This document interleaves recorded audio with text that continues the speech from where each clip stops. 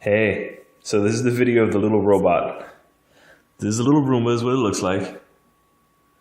Just a little vacuum, little circle thing. It's got some brushes on the bottom and some wheels and a little vacuum thing on under the belly. And it's got the little button in the middle, and then you can program it to like go whenever you want, like for it to vacuum on the floor. And this is what it looks like when it drives home. Let me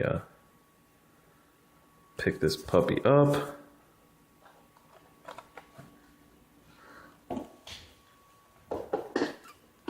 So when I'm done cleaning it, all I gotta do is push this little button to get it to go home.